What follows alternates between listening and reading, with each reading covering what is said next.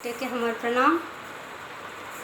राम जी के जन्म पर एक सोहर सुना रहल छी, अहाँ सबके सुनी जाए। धन धन नागरायोध्या,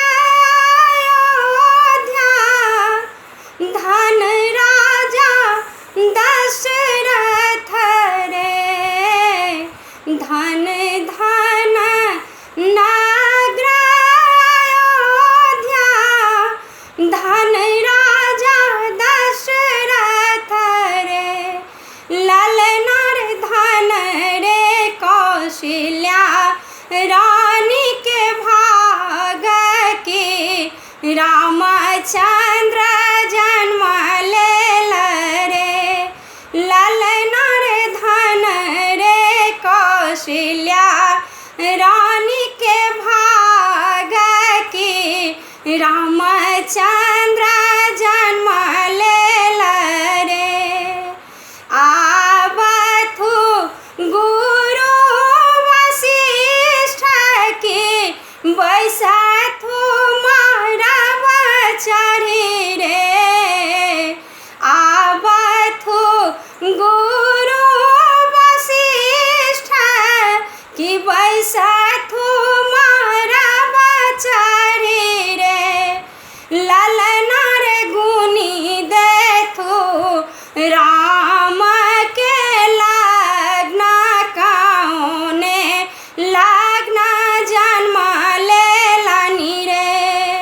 ललना रे गुनी देथु राम ही लग्न, कौने लग्न जन्म लेलनि रे।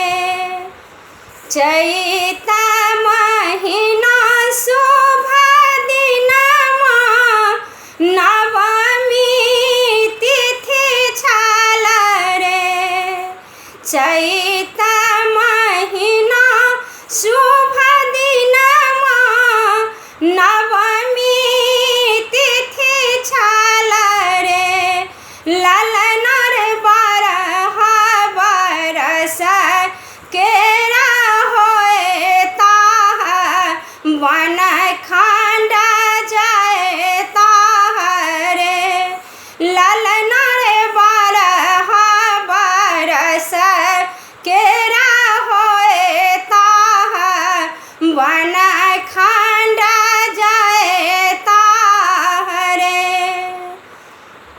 एतबा वचन सुनलनि दशरथ, सुनु राजा दशरथ रे। ललना रे मुरुछि खसल ओहि ठाम, कोना आब बाँचब रे।